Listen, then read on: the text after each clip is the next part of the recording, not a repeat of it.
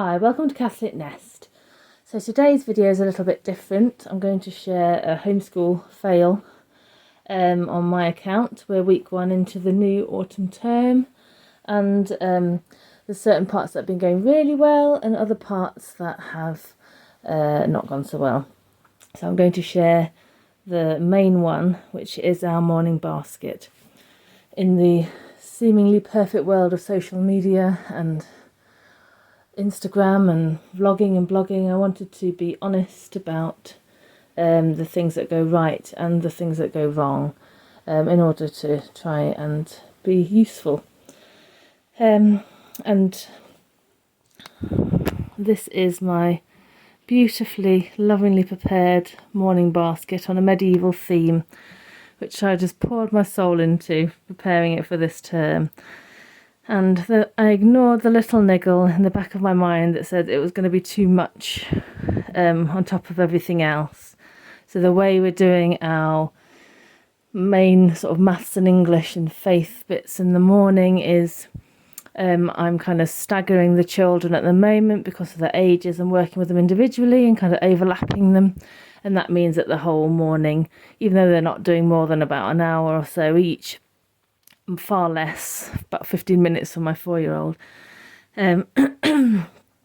it takes up the whole morning on my account. So to then add this into the afternoon, it's just too dry. So instead of just abandoning it altogether, I'm going to show you the kind of things I was going to use, and I'm going to salvage some of it and use it in a different way.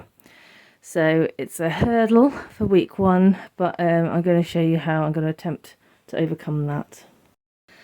So I've had this basket from a second-hand shop kicking around for a week or two, not sure what to use it for, and this has been the answer, I think, to make a very simplified, spontaneous basket that's going to live in the lounge. And on more chilled days, we want to do a little bit of something but not anything too heavy duty, or that we have a nice lull, or my husband does overtime and so we're less able to go out and do some of the things we would have done. I think this is where this basket's going to come in. So what we've always done for years is have the more sort of structured stuff in the morning, and then the afternoon we do like a fun project, something more hands-on and exciting, and that's always worked well for us. And so I guess I saw the Pam Barnhill exciting baskets and I thought, oh, there's all these things that I want us to learn about, and all the arts and the classical stuff, and I even brought one of Pam Barnhill's medieval basket plans, and instead of just thinking just to stick to what I know has been working. So it's been humbling and a lesson learnt for me. However, there are large parts of it that I can totally utilise as an afternoon session. The nature aspect is just going to go in a separate bit, and we'll carry on with the nature part of it as a separate hands-on bit anyway, which would involve all the kind of nature trails and the artsy stuff. They'll enjoy that, and that can be one afternoon. So in this basket I'm going to put some sort of relevant games and some read alouds and some little bits and bobs. And I'm going to change it out quite regularly so it's not too much. So they saw this little game and they were excited about it, so I'm going to put that in. They really like the art appreciation, so I'm going to put that in. I did pay for this Giotto art study, so I'm going to put that in as well. The main spine of our medieval study is the story of civilization, which I've shared in a previous video, and I've already found another slot for that. The kids are excited about this, so that will get done. This term, my 2 older ones who are about to turn 10 and 11, they are doing their maths in the early evening when the little ones have just gone to bed, around sort of 6:30 to 7:30.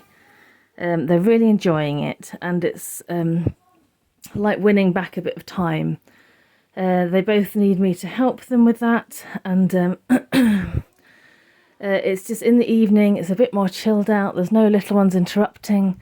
They're old enough to not be feeling tired and not being able to focus. They're awake any time in that evening, and usually we have sort of bedroom time in the evening, and everyone has sort of a bit of a chill time on their own in their room. So they're quite it's quite novel for them to be coming downstairs doing something else when the girls are in bed. So they really look forward to it each night this week, to come down and do maths, and they've even said, "Mum, I'm really looking forward to maths tonight." And they're doing the Good and the Beautiful, and the older levels of the Good and the Beautiful maths have videos to watch before they do it, and it's just actually been a real blessing and like an extra time slot. So that's not every night of the week, so once a week we're just going to do this, which is an audio book and some very simple little activities, a lot of colouring, a few little crafts and some map work. It won't take long, and I know they're really looking forward to the audio. So that's going to be a separate thing. I'm going to just leave the map tracing for now because we're doing other stuff for geography.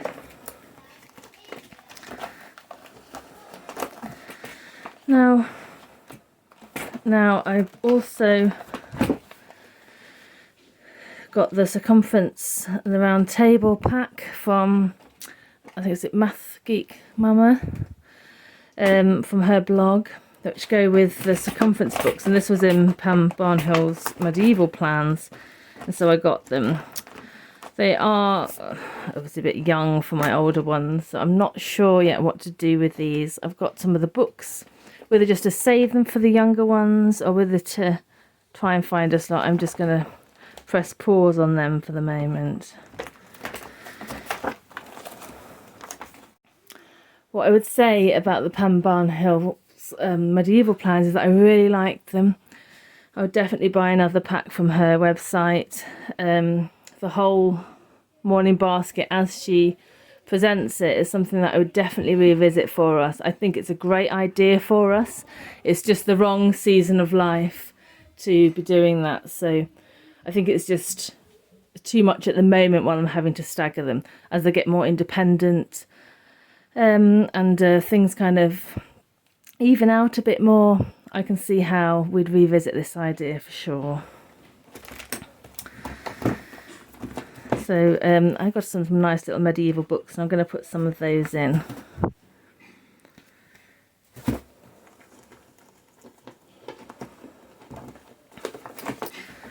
This is a nice little book, Cheerful Chats for Catholic Children. It's kind of little conversation starters in story form. Nice little sort of moral tales that lead to a nice discussion. These are lovely books. There's 2 in the series and we have them both. I was looking for good meditation resources, Catholic meditation resources for children, and the first one is on scripture. So you read in the scripture, you set the scene, and basically you read something that you read out a meditation which puts them in the scripture, and they sit there and they imagine that they're in there and what they would say and do in that scenario. It's really nice. I'd really recommend them. So I'll pop in a couple of other books, one on the Beatitudes and the Catechism. I'll put those in. I've got to kind of control myself because I want to put it all in, but I'm going to have to rotate. So I am going to put this in. It's from the Good and the Beautiful, and it's a safety science unit, but we're not going to use it as a science unit. I'm just using it as a backbone to discuss these subjects in it, as I quite liked the way it presented some of them. So the things I liked in the safety unit, and there's some that don't really apply to us or apply to us yet, so I'm just going to kind of pick and choose, but it covers things like fire safety, water and electricity, earthquakes and natural disasters, God gave me a body, being home alone, kitchen and cooking safety, internet and peer pressure, and gun safety. So obviously only a few of those are relevant at the moment, so it's just going to be something that I dip into as the things come up. So there's not much left in the basket at this point. I think I will put this in. So this is just all the medieval printables and stuff, and we'll still use those in the afternoon medieval bits. So the other bits I think I'll just leave, and they're not as important as the other stuff.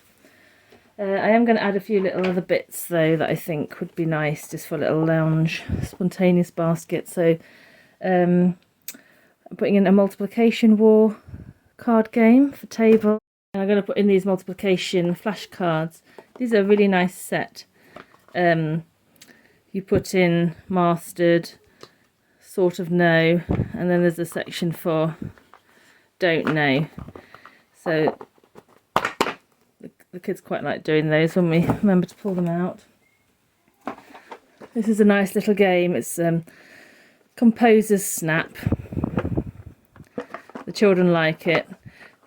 It's nice to familiarise themselves with the composers, though they do make up their own composers' names quite often when they play it. So I'm just going to add in a few autumn bits as well. An autumn poetry book.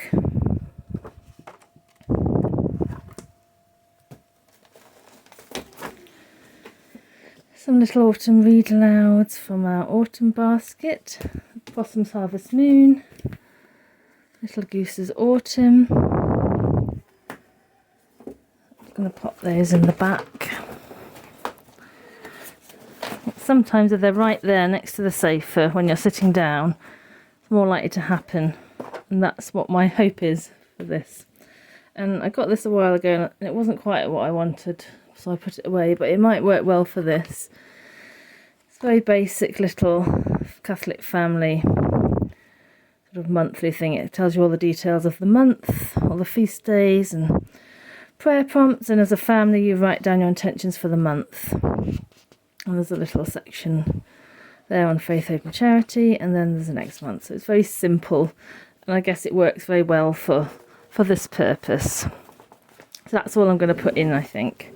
I have to stop myself, keep adding things, but I don't want it to be too full. I think just even the sight of this enormous, great big basket coming out was overwhelming. So it's very important to remember that it has to work for your children, and there's so many nice, shiny ideas and exciting curriculums and fun things that you can implement in your children's education. You can't do it all.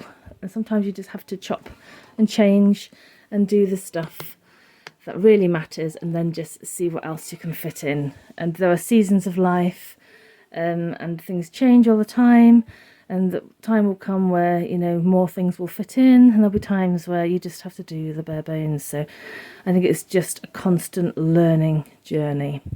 Now, I've been doing this since my eldest was 4. We've done it from the beginning. He's 11 shortly, and I'm still learning. I still make mistakes, and I still go to great lengths to do something, and then sometimes it works and it's brilliant and it's the answer, and sometimes it just falls flat on its face, like my morning basket. So I guess I wanted to share this to say that it's okay to make mistakes. It's okay to tweak and constantly tweak and constantly tweak.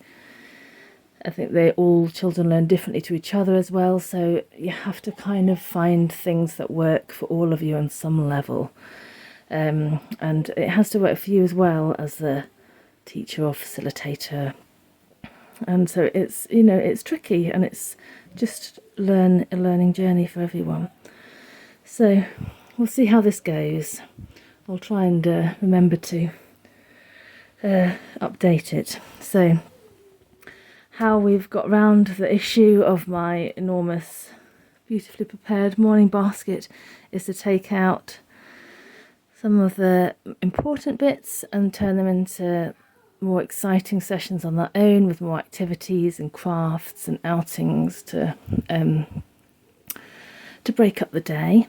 And I put the other little bits in here just to be a bit spontaneous with, and we'll see it all there, and we can just grab bits and do them when there's a natural lull in the day. So how we do our home ed is my husband works 3 long shifts a week, and they're our educational days, and then we have 3 days of doing out and about social kind of things. Sometimes these things overlap, and our days aren't always the same. but that's part of the fun. So I hope the video was useful. I hope it was honest, and if you want to see more like this, please subscribe and like the video. Thank you very much for watching.